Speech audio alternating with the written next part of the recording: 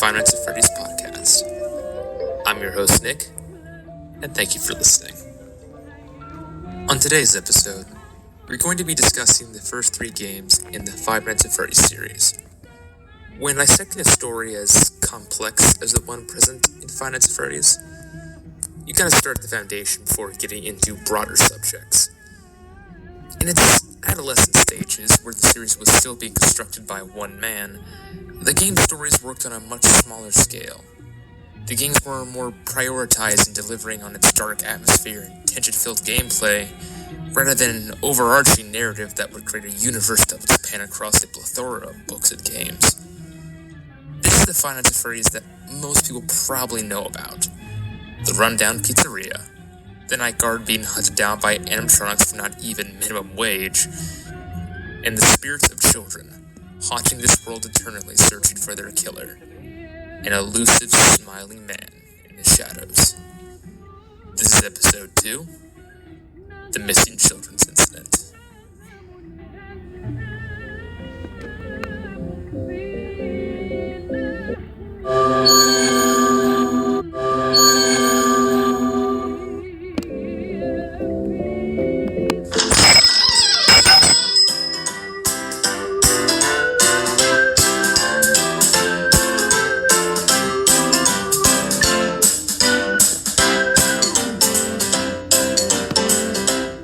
Our story begins in 1993, with the position opening up at the children's entertainment restaurant, Freddy Fazbear's Pizza, a self-described magical place where fantasy and fun come to life.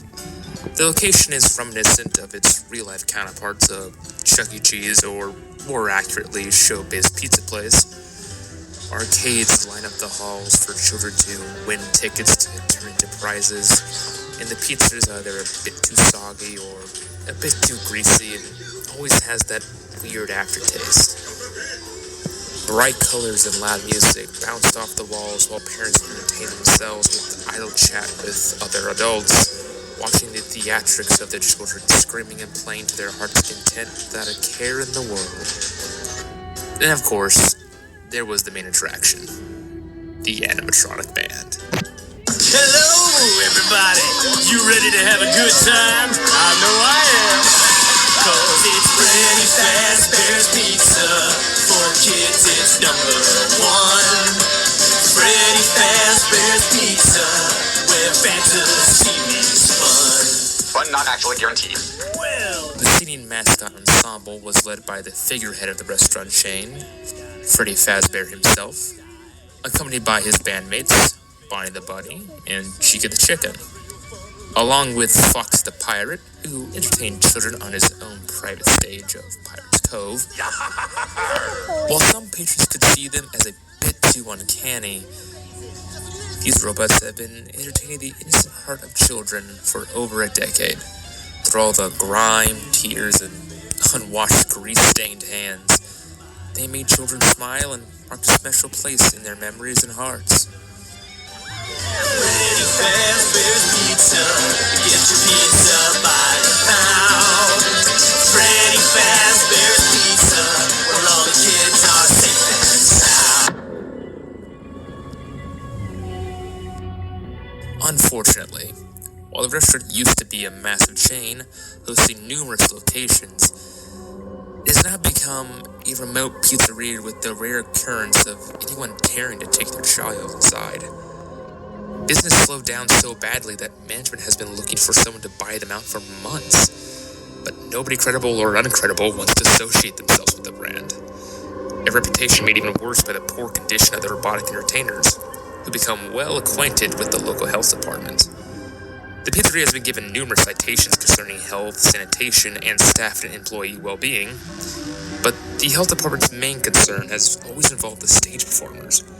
Most notably, reports from parents who smelled foul odor and spotted fluid-like blood leaking from the decade-old machinery. For all these reasons, and any other incident that the company takes absolutely no responsibility for unless proven otherwise, the very last Freddy Fazbear's Pizza is set to close its door by the end of the year. That said, they still need somebody to look over their establishment at night. Ever since their previous night guard reportedly quit, a man who gives his name as Mike Schmidt decides to take the job of security guard, taking the night shift. An easy enough job. All he has to do is monitor the cameras, ensure the general safety of their equipment and property, and of course, to watch over their animatronic characters from the hours of 12 a.m. to 6 a.m. Fortunately for Mike, the previous guard was helpful enough to leave some helpful audio over the phone in the security office.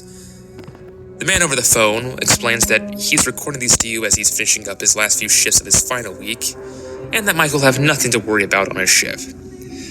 As Mike gets settled in, the man on the phone reads off some company legalese in a voice reminiscent of a man who hasn't gotten enough sleep and is ready to get off work.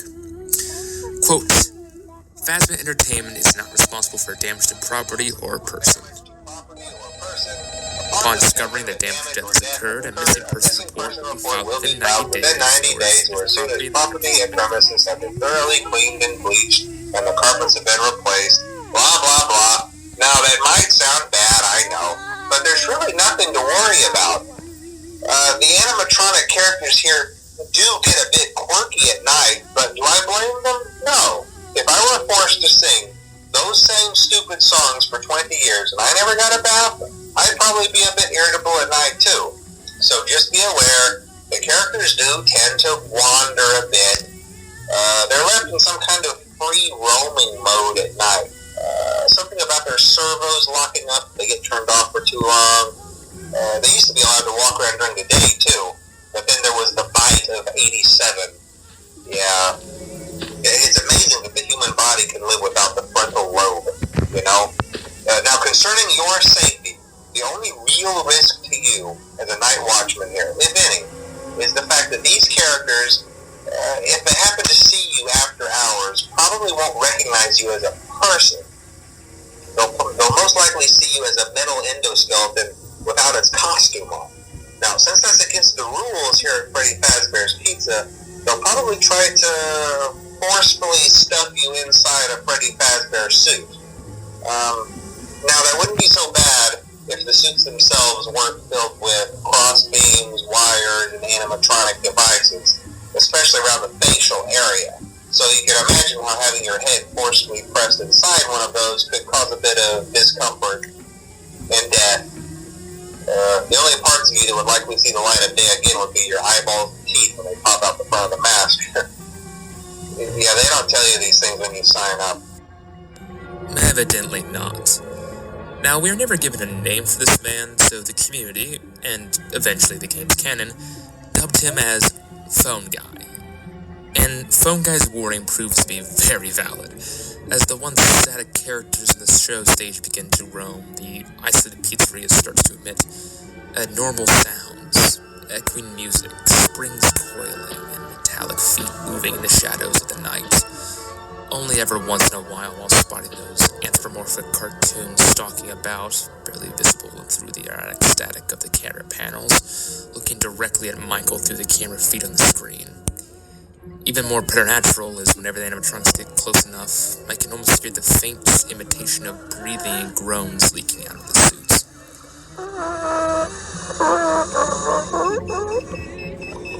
To stop them from getting to him, Mike uses his security room doors to lock them outside his camera's blind spots. But unfortunately, leaving them down for too long would drain the building's limited power supply. Apparently business has been going that badly for Phasma Entertainment. And as a safety precaution, the moment power limit is reached and the facility goes dark, the doors will open. So Michael must plan his moves accordingly if he wishes to make it to the birth of dawn. In between the fear of death, one might wonder why these machines are acting so erratic and homicidal at night. Might even begin to question what's inside them that causes this chaotic behavior. Lucky for us, and Michael, Phone Guy is helpful to have taken a look, and was able to let us know what he found out on his final day on the job. Oh, hey, wow, day 4. I knew you could do it. Hey, listen, I may not be around to send you a message tomorrow. It's been a bad night here for me. I'm kind of glad that I recorded my messages for you when I did. Hey, do me a favor. Maybe sometime you could check inside those suits in the back room. I'm going to try to hold out until someone checks. Maybe it won't be so bad.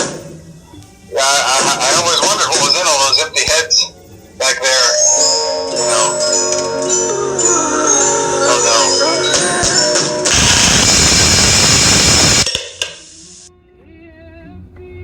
What Phone Guy found could be better explained through the newspaper clippings found on the walls of Freddy Fazbear's. While Michael, and by extension you, the player, may miss it, the walls of Freddy's don't always look the same. The pizzeria is actually never at a constant state, and instead, its environment is continuously fluctuating. Sometimes posters and children's artwork on the stained brick walls will change into children crying, and stationary objects can suddenly shift into view of your general direction. These newspaper clippings are just one of the many examples of such supernatural phenomenon, as well as possibly the explanation and origin of said phenomenon. Quote, Kids vanish at local pizzeria. Bodies not found. 2 local children were reportedly alerted to a back room during the late hours of operations at Freddy Fazbear Pizza on the night of June 26. While video surveillance identified the man responsible until his capture the following morning, the children themselves were never found and are presumed dead. Police think the suspect dressed as a company mascot to earn the children's trust. Unquote. Another newspaper clipping from a more recent date elaborates further. Quote, 5 children now reported missing. Suspect convicted. 5 children now linked to the incident at Freddy Fazbear's Pizza, where a man dressed as a cartoon mascot lured them into a back room. While the suspect has been charged, the bodies themselves were never found. Freddy Fazbear Pizza has been fighting an uphill battle ever since to convince families to return to the pizzeria. It's a tragedy. Unquote. The last part of that quote was most likely from the upper management of Fazbear Entertainment, the parent company that owns the restaurant chain. The same company shutting down said restaurant chain by the end of the year due to parental lack of trust in the business safety for children, as well as the foul odors leaking from the animatronic characters. If you haven't figured it out yet, there is one final newspaper clipping that should put any doubts to rest, as it explains what exactly is the source of those foul odors. That being blood and mucus leaking out of the eyes and mouths of the mascots, likening them to reanimated carcasses. The moans, the behavior, all the paranormal events. The children who went missing never left. They lived on in their misery. Within the characters they loved, they lived on. This event of 5 missing children would go on to be known as the Missing Children Incident, or MCI for short. After Mike survives the children's wrath for a week and completes his work shift, obtains his $120 paycheck, and is promptly fired for tampering with the animatronics for reasons we can only assume. The business will fade into obscurity, and all its past incidences will be forgotten by year's end. One final note I'd like to make before moving on to Five Nights at Freddy's 2. You may have noticed that I said 5 kids went missing, but only mentioned 4 animatronic characters: Freddy, Bonnie, Chica, and Foxy. If all the kids possessed the suits of these characters, what happened to the 5th child? Well, there just so happens to be one character that haunts the pizzeria seldom if you see him, but occasionally. The poster in the restaurants change. The poster in the West Hall can change it to what looks to be a yellow version of Freddy, screaming, with nothing in his sockets but a black endless void. Lowering the camera monitor will cause a spew of hallucinations, including which will be a slumped over yellow Freddy, staring directly at you and emitting the faintest of giggles. This entity is known as Golden Freddy. It isn't an animatronic, as opening the camera panel up again will cause it to disappear, but it can kill you, so it isn't an hallucination either. This is the presumed location and identity of our 5th missing child spirit. For reasons unknown, this child seems to be a spectral ghost, the manifestation taking the form of this yellow Freddy, with the barest hint of life coming from white specks of light from his dark sockets. But even to this day, the reasoning behind the spirit taking the form of an apparition and the limit to their capabilities is currently unknown.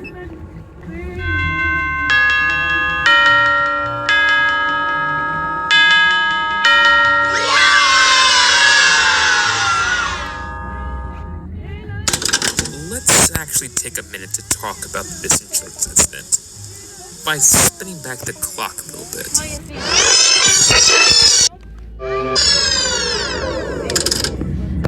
While we can't go into the details of the missing children incident right now, we can go into some more fine print details on how Fazbear Entertainment responded to these disappearances, as it is explored in the second game of the Five Nights at Freddy's franchise, fittingly called Five Nights at Freddy's 2.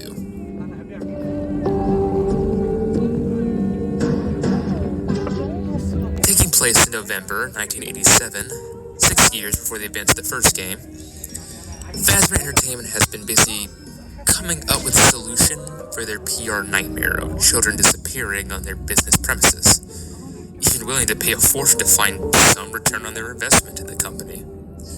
Bigger locations, bigger attractions, more arcade machines, more party rooms, and animatronic entertainment constructed with the top-of-the-line cutting-edge technology. This new location hosts what has been canonically called the Toy Animatronics, including revamped versions of Freddy. Would you like to hear one of my copyrighted jingles? Bonnie. Don't worry, this next part won't hurt a bit. Chica. Did someone invite me to a party? And Foxy. We're going to have such terrible, wonderful fun. As well as newer mascots, a tall, lanky, gift-giving puppet known as the Marionette, and a stout, humanoid robot known as Balloon Boy. Hello? Each one of these brand new mechanical attractions are much cleaner and sleek compared to their original counterparts, which use leather padding to make their outer shell, as well as more simplistic computer systems. The toy animatronics are more advanced and come complete with facial recognition technology linked to a criminal database to ensure that children are always safe and sound. For their protection, the parents' conscience, and the company's bottom line. You can trust me. I'm friends with everyone. Essentially, Fazbear Entertainment is taking every precaution to make sure that nobody will be hurt during business hours, even hiring a day guard for this brand new location as well as a night guard. That said, they aren't perfect, especially when it comes to their own hardware. Fazbear Entertainment did need to cut corners in some places to turn a profit, and that just so happens to be in spare parts. The original Fazbear gang, the ones from the MCI, are actually in the parts and service room of the newer location, ready to be pulled apart at a moment's notice to repair their replacements. That's not to say complacency and shortcutting isn't a philosophy owned solely by Fazbear Corp. The employers of this new location have also started to become lazy when it comes to safety concerns, especially when it comes to their youngest customers. You see, similar to the setup of the original pizzeria, the Foxy animatronic is separate from the main band, making up a solo act on a separate location. In this case, Fazbear Entertainment has made a toddler play zone known as Kids Cove for the Toy Foxy animatronic to entertain children. Unfortunately, children simply can't keep their hands to themselves, and they have been known to tear up parts of Toy Foxy during business hours. The staff of the restaurant have been attempting to repair him after every shift, but the employees just simply acquiesce that no matter how many times they put her back together, Toy Foxy will be pulled apart all over again.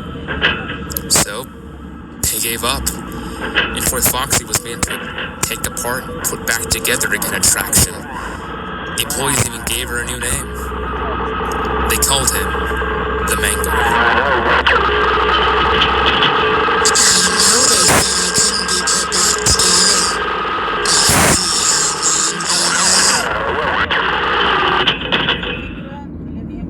Luckily for the staff, there is one man who we can begrudgingly rely on. Hello? Hello? Yes, our old soon-to-be deceased phone guy also worked at this location as a, Okay, if I'm being completely honest here, I have no idea what phone guy's position is in the company at this time. In the original game, he was just simply the night guard to the location. Here, that position is already filled, and as well as the day guard position. And he doesn't seem to be part of the general staff or management. From what this game presents, he is most likely some form of HR representative. Think Toby from The Office. Someone isolated and neutral in the work environment, but still reports to higher-ups of the corporation and management. Anyway, all is going well with the grand reopening, until the night guard requested transfer to the day shift, relegating a spot open for a new hire. This time, the mantle of night guard was taken by a man named Jeremy Fitzgerald, who, just like Mike Schmidt, must work a full week on the job. Luckily, with the new toy animatronics primed with security and all this emphasis on safety, Jeremy should be golden. Right? The first guy finished his week, but complained about conditions. We switched him over to the day shift. So, hey, look at you, right? Mainly he expressed concern that certain characters seemed to move around at night and even attempted to get into his office. Now, from what we know, that should be impossible. That restaurant should be the safest place on Earth. So while our engineers don't really have an explanation for this, the working theory is that the robots were never given a proper night mode. So when it gets quiet, they think they're in the wrong room. So then they go try to find where the people are, and in this case, that's your office. So our temporary solution is this. There's a music box over by the prize counter, and it's rigged to be wound up remotely. So just every once in a while, switch over to the prize counter video feed and wind it up for a few seconds. It doesn't seem to affect all of the animatronics, but it does affect one of them. And as for the rest of them, we have an even easier solution.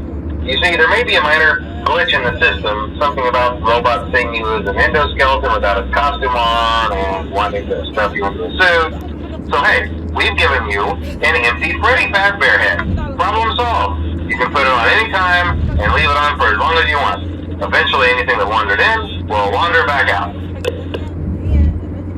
Right. Essentially, Phone Guy has explained the obstacles that Jeremy must survive each night, as the toy animatronics have seemingly adopted the kinks of their predecessors. In fact, Phone Guy is adamant on later nights to Jeremy that the toy robots are actually, well, aggressive. The toy animatronics apparently have a reputation for interacting with children fine, but whenever an adult enters the equation, they just give off a blank, lifeless stare. Luckily, Phone Guy also informs Jeremy that day shift reports nothing unusual going on besides the animatronic behavior. He may have also caught that Phone Guy mentioned a music box affecting one of the animatronics. Well, that just so happens to be the Marionette. The Marionette is strange. It apparently has a weird aura around it. It even gives Phone Guy the creeps. In fact, he also reports that he seems to be more aware than the others. I'll be honest, I never liked that puppet thing. It's always thinking, and it can go anywhere. I don't think the Freddy mask will fool it, so just don't forget the music box. That same call, he also apologized to Jeremy that the older animatronics, though they have no reason to be active, are completely active and will wander the halls at night as well. Perhaps now we know why the old night guard left for the day shift, huh? Still, despite Phone Guy's plea that everything's under control, he still can't help slip to Jeremy that things have been going from grand to worse. Apparently, rumors have been spread about the restaurant, and some form of police investigation has been going on around the pizzeria. He doesn't go into detail, but when things seem to be getting noticeably bad by the end of Jeremy's week, he lets us know that the investigation was more than just police speculation.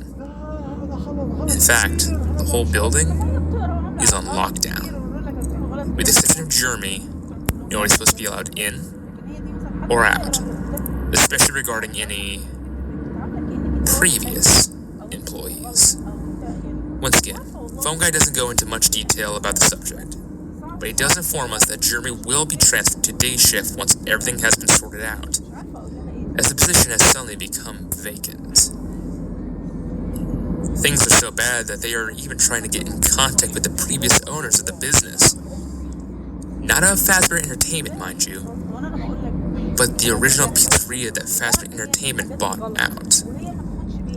A little place that started the entire brand, Fredbear's Family Diner. But Phone Guy doesn't think the company will find anyone. The business has been closed for years, so he'll update Jeremy come his 6th night on the job.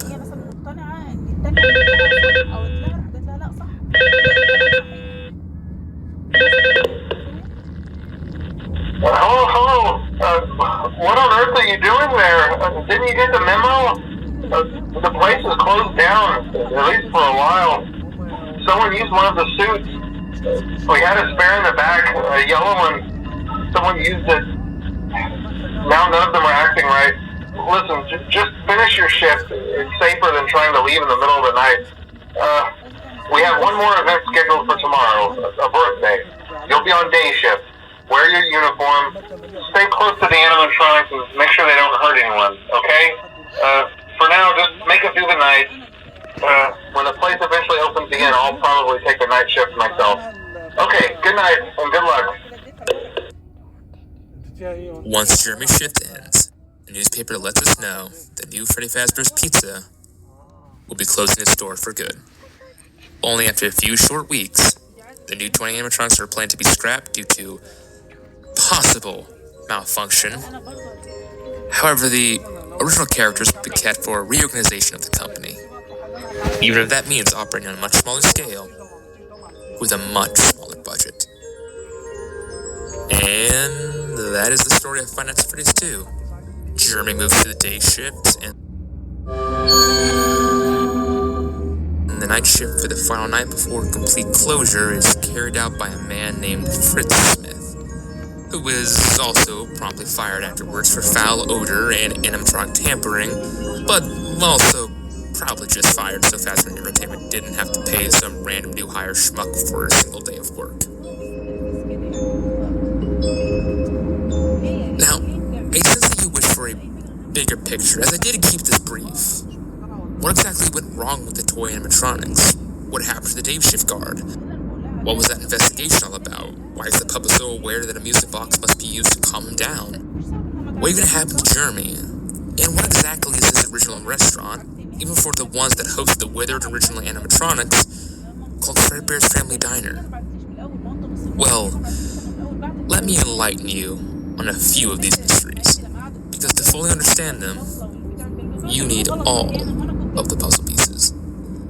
I haven't mentioned it yet, but a mechanic present in Five Nights at Freddy's 2 is a meta form of storytelling called death minigames. Whenever an animatronic kills Jeremy in the game, there is an odd chance that instead of being booted to the main menu to try again, the player will be greeted with a vibrant crimson static.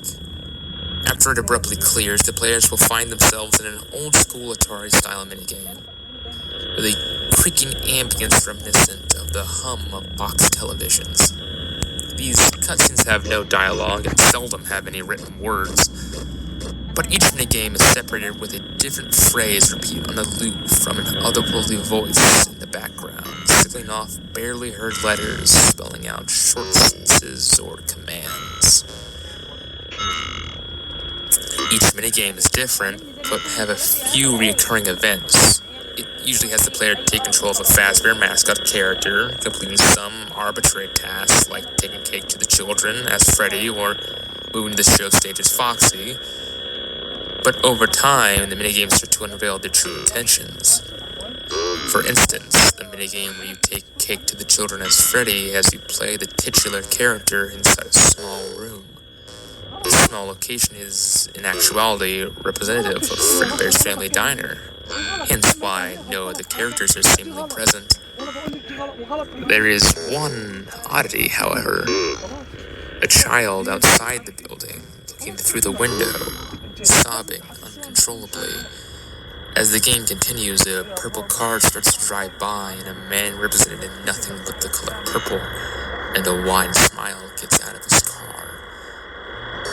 The crying child acts surprised and begins to cry out even harder, the tear sprites enveloping and overlapping the character on the screen before nothing reminiscent of a dead child is present, and the smiling purple man gets into his car and drives away when all of a sudden...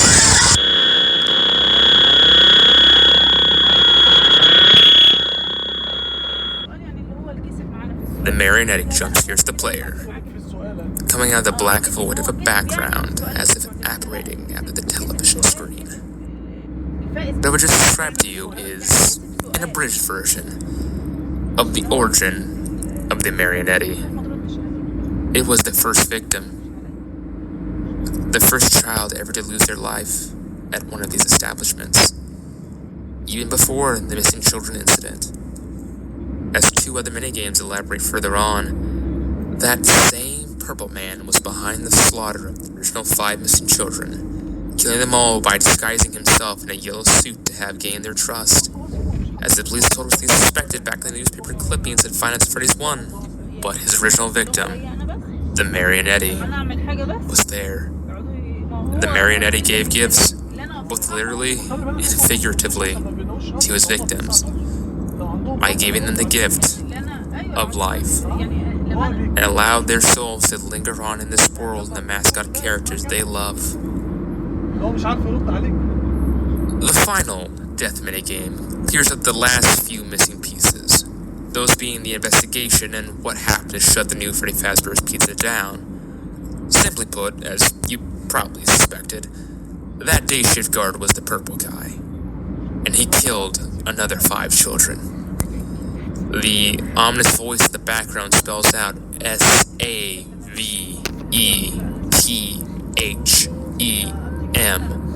as you play as the withered Freddy following around the marionette in the brand new pizzeria, only for that same smiling man wearing his day shift uniform to tackle and deactivate Freddy into another static screen with the words, "You can't." As some of you, more highly aware of this franchise, know, this is the infamous purple guy. Now, unlike Phone Guy, this man does have a canonical name, but we're going to put a pin in that information right now. We'll be going over all that eventually, but all you have to know for the current story is that this man is responsible for every ounce of misery and agony caused by the victims and families of this establishment. A cold-hearted man who smiles when taking the life of an innocent, depicted in a shadowy aura of purple, and blackened eyes with the faintest flicker of life hinting at the presence of a human soul. Before we wrap up for the day, I should probably close up one final plot point that I didn't talk about yet, and if I'm being honest, it really isn't that important. That is the bite of 87. You may remember Phone Guy mentioned this in the phone call back in 1993. It was the reason behind the animatronics stationary's position during the day and why no one found it apropos that the toy animatronics could walk about the building during operating hours. You see, the problem with this little section is that, well, there isn't a clear answer as to what exactly happened. We know the broad strokes. An animatronic bit off the frontal lobe of somebody. They survived, but it's the reason as to why animatronics are handicapped when the sun is out. There isn't much to go on here than the theory, which is unfortunately dangerous territory to enter, but the common conclusion that most agree upon is that Jeremy Fitzgerald, who was ordered to stay close to animatronics during his day shift, had his frontal lobe bitten off by the mangle, evident by how, when the mangle attacks Jeremy during his night shift, it usually does it perched up on the ceiling like a spider and swings for his head. But like I said, this plot point is really not that important. It doesn't come back to play in almost any other point in Five Nights at Freddy's canon, and it really is just an old mystery that simply was never fully answered and probably never will be. And with that, I believe today's episode is over. Thank you so much for listening. If you'd like to stay updated, please consider subscribing or sharing this podcast. It truly helps us broaden our reach. And consider following us at our Twitter at Fazbear Podcast or using the link in the description. On our next episode, we'll be finishing the Missing Children's incident arc of the franchise. We'll be time jumping nearly 30 years after the events of the first game, where Fazbear Entertainment and its tragedies are no more than an urban myth, and ignorance will prove valuable to those with dark intentions. So please, join us as we wrap up our first arc with Five Nights at Freddy's 3. Once again, I have been your host, Nick, and thank you for listening. Have a good night.